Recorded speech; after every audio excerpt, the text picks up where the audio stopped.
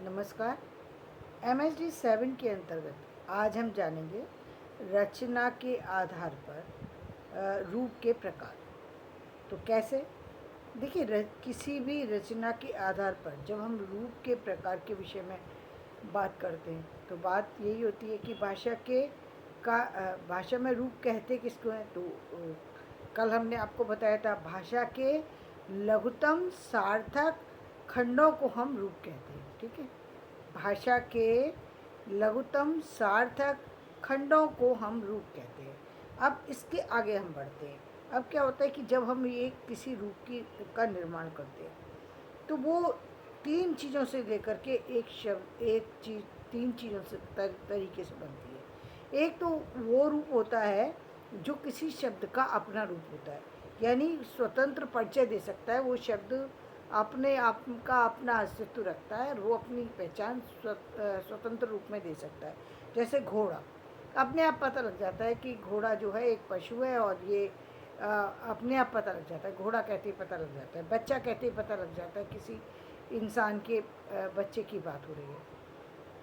अब बद्ध रूप की एक ही ये इसको कहेंगे मूल रूप। ये मूल रूप है जो अपना अपना अस्तित्व अपने अंदर रखे हुए है। दूसरा होता है बद्ध रूप जो किसी से बंधा हुआ है, बिना किसी के इसका अपना अस्तित्व नहीं है। जैसे घुड़, अब घुड़ कहने पर कोई समझ में नहीं आएगा कि ये क्या घुड़ क्या है, ये गुड़ क्या है।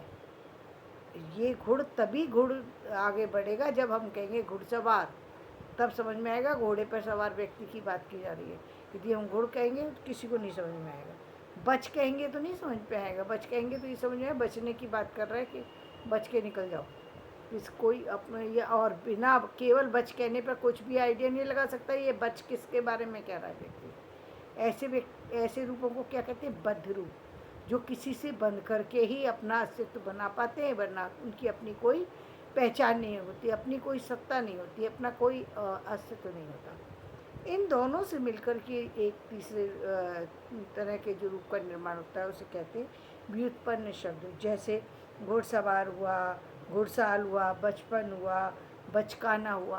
तो ये सब रूप जो है ये आते हैं फिर व्युत्पन्न रूप में। तो बद्ध रूपों से शब्द निर्माण की प्रक्रिया में कई प्रकार के संयोजन होते हैं। इस बद्ध रूप की प्रक्रिया में क्या होते हैं? कई प्रकार के जो है तरीके अपनाए जाते हैं। संयोजन होते हैं यानी कई प्रकार की मिलावट की जाती है। कई तरीके से इन रूपों का निर्माण किया जाता है। कैसे? जैसे मुक्त मुक्त मुक्त मुक्त का मतलब यानी वही शब्द जो मूल शब्द थे जिनका अपना अस्तित्व है, तो वो मूल शब्द है। तो दो मुक्त शब्द भी एक साथ मिल सकते हैं। जैसे देश प्रेम, देश का भी अपना अस्तित्व है और प्रेम का भी अपना अस्तित्व है। तत्पुरुष समाजों के दोनों का अपना अपना स्वतंत्र व्यक्तित्व है। कोई देश प्रेम, ये आप अलग अलग भी बोल सकते हैं इन शब्दों की, अपनी अपनी भूमिका है। देश कहेंगे तो भी उसका अपना अस्तित्व है, प्रेम कहेंगे तो भी, और साथ में बोल देंगे तो भी उसका अस्तित्व। तो ये मुक्त मुक्त से मिलकर के इस शब्द का निर्माण हुआ। अब एक ऐसा रूप है जो बद्ध रूप और मुक्त रूप से बनकर बना है। अब बद्ध से मुक्त से कैसे? जैसे बद्ध है निर और मुक्त वो है मुक्त शब्द कौन सा है? बल। बल शब्द जो है, बल माने शक्तिशाली। किसी को भी पता लग जाए किसी बल की बात कर रहा है, किसी शक्ति की बात की जा रही है ना। और बद्ध जो है वो है जो बिना उसके चलेगा ही नहीं। निर कहेंगे तो समझ में नहीं आएगा ये निर क्या है। निर्बल के साथ जुड़ा तो निर्बल बन गया। तो ये क्या है? बद्ध और मुक्त से बनने वाले शब्द। और कैसा शब्द बनता है? जो मुक्त और बद्ध से बनते हैं, जिसमें पहले मुक्त होता है और बाद में बद्ध होता है। जैसे मुक्त कैसे? लघु और ता। तो लघु ता का कोई अर्थ समझ में नहीं आएगा, लेकिन लघु का समझ में आ जाएगा। तो लघु का अपना स्वतंत्र व्यक्तित्व है। तो लघु और बद्ध ता, तो लघुता हो गई। ता क्या है? प्रत्यय। बद्ध और बद्ध, अब माना दोनों ही बद्ध शब्द हैं, यानी दोनों का ही स्वतंत्र व्यक्तित्व नहीं है, लेकिन दोनों ही साथ में जुड़ेंगे तो एक जो भूमिका कहते हैं। कभी कभी बहुत सी चीज़ें ऐसी होती हैं जो दो चीज़ बेकार की जो साथ में जोड़ दी जाए तो कोई नई चीज़ का निर्माण हो सकता है। दो चीज़ बेकार की जोड़ दी जाए, वैसे किसी उनका कोई अस्तित्व नहीं है, लेकिन दो चीज़ें साथ में रख दी जाए तो कोई रूप का निर्माण कर सकते हैं, हम किसी चीज़ का निर्माण कर सकते हैं। लेकिन यदि हम स्वतंत्र रूप में गए तो उनका स्वतंत्र रूप में कोई अस्तित्व नहीं है उनका। तो जैसे अनुज, अनुज में अनु और अज दोनों ही जो है वो उनका दोनों का ही अपना अपना खास अस्तित्व नहीं, कोई अस्तित्व नहीं है। लेकिन जब दोनों साथ हैं, अनुज का अर्थ आ जाता है कि छोटा। इसी तरीके से अन्य शब्दों का निर्माण होता है। अब हम बात करेंगे इस प्रकार, इस तरीके से बनने वाले अन्य शब्दों के बारे में। अब बद्ध रूप के कुछ तरीकों को हम देखेंगे कि मूल शब्द के साथ प्रत्ययों का उपयोग करते हैं। बद्ध रूप क्या करते हैं? मूल शब्द के साथ जुड़कर प्रत्ययों का उपयोग करते हैं। अब ये प्रत्यय वास्तव में बद्ध रूपों का पर्याय है। क्या है प्रत्यय? क्या है? बद्ध रूपों का पर्याय है। बिना बद्ध रूप के ये प्रत्यय जो है वो प्रयुक्त नहीं होते। तो भाषा विज्ञान में ऐसे प्रत्ययों के स्थान की दृष्टि से 3 वर्गों में बांटा है। और ऐसे प्रत्ययों को स्थान देने की दृष्टि से कभी वो प्रारंभ में दिया जाता है उनको स्थान प्रत्ययों को, कभी अंत में दिया जाता है और कभी बीच में भी दिया जाता है। इनको प्रीफिक्स कहते हैं। और ये कैसे हैं? जैसे पूर्व प्रत्यय, जैसे आ जुड़ गया, या मध्य प्रत्यय और अंत प्रत्यय, जैसे लघुता में ता प्रत्यय जुड़ गया तो अंत सफिक्स, तो प्रीफिक्स, इनफिक्स और सफिक्स प्रत्यय। अब हम आगे चलते हैं तो हम देखते हैं, क्या देखते हैं कि ये जो प्रत्यय है इन शब्दों से बहुत सारे से शब्दों का निर्माण होता है। अब शब्द निर्माण के लिए विवृत इन रूपों को हम शब्द साधक, डेरिवेशनल रूप कहते हैं। इस इसको क्या कहते हैं? शब्द साधक कहते हैं। इसको क्या कहते हैं? शब्द साधक। बोलते रूप साधक, जो रूप से निर्माण हुआ जिनका, शब्द साधक जिनका शब्दों से निर्माण होता है। हिंदी में सभी बद्ध रूपों को हम निम्न प्रकार की एक तालिका में दिखा सकते हैं। जैसे रूप में हम मॉर्फ्स दिखाएंगे, और तो रूप के हम रूप को हमने 2 भागों में विभाजित कर दिया। एक रूप साधक हो गए और एक हो गए शब्द साधक। इन रूप साधक और शब्द साधकों में रूप साधक को हम प्रत्यय से के रूप में दिखा सकते हैं, और शब्द साधक उपसर्ग और प्रत्यय दोनों के संयोजन से निर्मित होते हैं। अब जैसे रूप साधक की हम बात करें तो रूप साधक में रूप कितनी तरीके का रूप हो सकता है जो निर्माण हो सकता है। तो देखिए, एक संज्ञा सर्वनाम के रूप की तरह से देखिए, तो संज्ञा सर्वनाम की कोटियों में तो उसको भी हम कितनी तरीके से जोड़ सकते हैं। लिंग की तरफ को जोड़ करके, वचन को जोड़ करके, पुरुष को जोड़ करके, कारक को जोड़ करके विभिन्न शब्दों का निर्माण कर सकते हैं। जैसे लिंग को जोड़ करके देखिए, हमने संज्ञा शब्द जो शेर, तो शेर कहने पर हमें पता लग गया कि जो है पुल्लिंग है, और शेरनी कहने पर हमें पता लग गया कि स्त्रीलिंग है। तो हम किसके लिंग के आधार पर संज्ञा शब्दों को जो है विभाजित करते हैं। ऐसे ही लड़का कहने पर हमें पता लग गया किसी बच्चे, किसी पुरुष की बात हो रही है, किसी लड़के की बात हो रही है कोई, और लड़की कहने पर हमें पता लग गया कि किसी स्त्री की बात हो रही है। वचन, अब वचन की बात, एक वचन है कि बहुवचन है, या तो सिर्फ 2 ही वचन चलते हैं। तो एक वचन है बच्चा या बच्चे, लड़की या लड़कियां। तो वचन कहने पर हमें यही संज्ञा सर्वनाम जो है, हमें उनके वचन का पता लग जाता है कि कितने, क्या एक संख्या में कि एक से अधिक संख्या में। पुरुष में यानी हम प्रथम पुरुष, मध्यम पुरुष और उत्तम पुरुष, इसके आधार पर हम यदि विभाजन करें तो प्रथम पुरुष में मैं आता है, और द्वितीय मध्यम पुरुष में तुम आता है, और उत्तम पुरुष में वह आता है। तो हम इसके आधार पर भी 3-3 रूप निर्माण कर सकते हैं। हम कारक के तरह के रूप में गए। कारक क्या होते हैं? यानी शब्द को संयोजन करने वाली स्थिति को विभक्ति।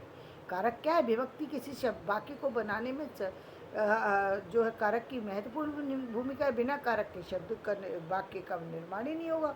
तो उसमें जितने भी कारक आते हैं, यानी जो भी कारक का हम प्रयोग करते हैं, जैसे कमरा या कमरे में, कमरे या कमरों में, तो वो जोड़ने पर हमें पता लग जाता है कि किस बात के विषय में कहा जा रहा है, विभक्ति का प्रयोग करते हैं।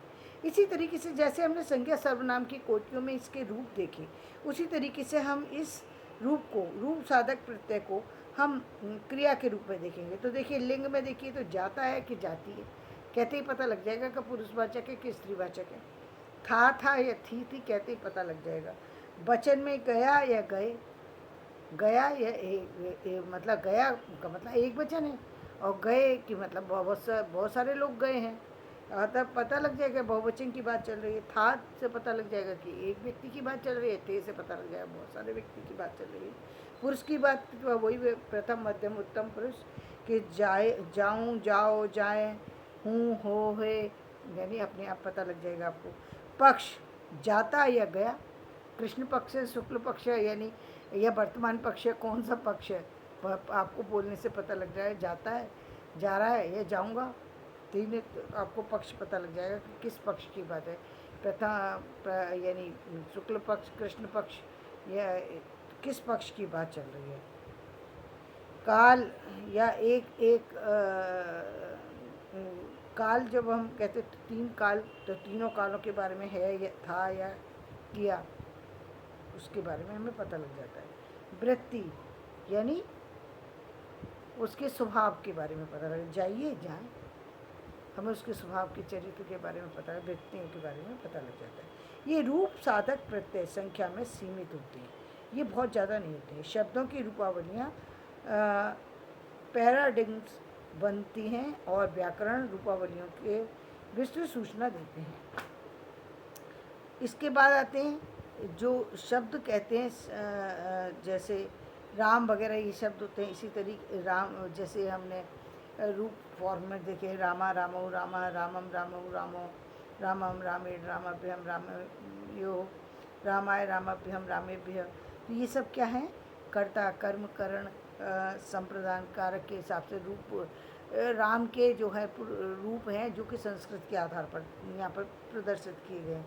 तो जो जिसमें हमने वचन को भी देखा और हमने ये देखा कि इसमें संस्कृत में किस तरीके से इसका प्रयोग किया जाता है। तो ये क्रिया, इसी को हम जब लिंग में प्रयोग करते हैं तो हमें एक वचन है, बहुवचन है, इसका जाऊंगा कि जाएंगे, ये मैंने आपको पहले बता दिया। इस तरीके से और काल का भी हमें पता लग जाता है। साथ ही हमें इस सब के साथ साथ क्या पता लगता है, धातु और पक्ष और काल के बारे में। धातु कौन सी, जैसे देख धातु है, देखना धातु है, क्रिया के रूप में हम देखें तो देख जो है धातु है। पक्ष कौन सा, देखता, ताप, देखता है, ताप, और काल देखता है, इसका मतलब वर्तमान काल है। देखा, इसका मतलब देखा मीन्स भूतकाल। तो इस तरीके से हम शब्दों को समझ सकते हैं। और इसी तरह से आ या आ से में कुछ रूप स्वनिमिक हो जाते हैं। कैसे हो जाते हैं ये, जैसे आ, ये आ जो हमने दिखाया, जी आ जो है या का आगम हो गया, इसमें आ शब्द था और या का आगम हुआ तो आया हो गया, और आया इसको हम कहेंगे रूप स्वनिमिक। कर था और किए शब्द इसमें जुड़ गया तो हो गया किया। जा शब्द था, गए जुड़ गया तो इसमें गया हो गया। तो इस तरीके से कुछ रूप स्वनिमिक परिवर्तन भी संभव होते हैं।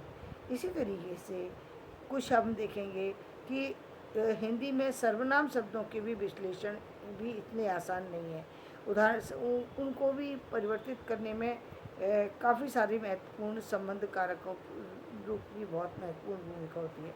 जैसे मैं का मेरा बन जाता है, तुम का तुम्हारा बन जाता है, वह का उसका बन जाता है। तो ये सारे चीज़ें जो हैं ये भी महत्वपूर्ण हैं। इस कारण सर्वनाम रूपों का विश्लेषण के बिना रूपावली प्रस्तुत करना ही व्यवहारिक हल है। ये इसलिए क्या कहते हैं कि सर्वनाम रूपों के बारे में ज़्यादा बिना रूपावली के इसको रखें तो ठीक है, वरना क्या होगा कि यदि हम इसको रखने चलेंगे तो जो सामान्य व्यक्ति है वो कंफ्यूज हो जाएगा। जैसे सर्वनाम के कुछ रूप यहाँ पर मैं दिखाने की कोशिश करूँगी।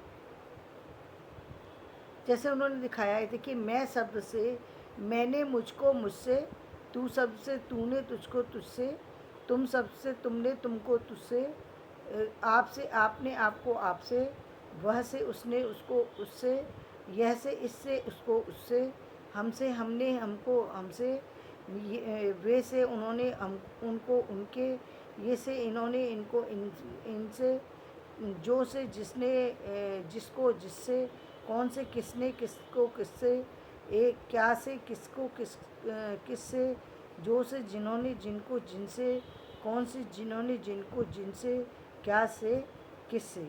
और इसी तरीके से एक मैं के 3 अलग रूप भी हैं, मेरा मेरे मेरे, मेरा मेरे मेरी, तेरा तेरे तेरी, और तुम्हारा तुम्हारे तुम्हारी।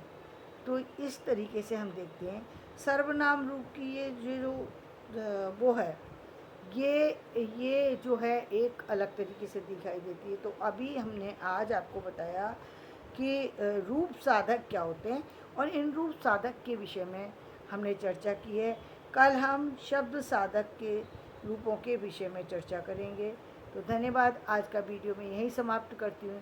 यदि ये वीडियो पसंद आया तो इसे लाइक करें, शेयर करें और सब्सक्राइब करें।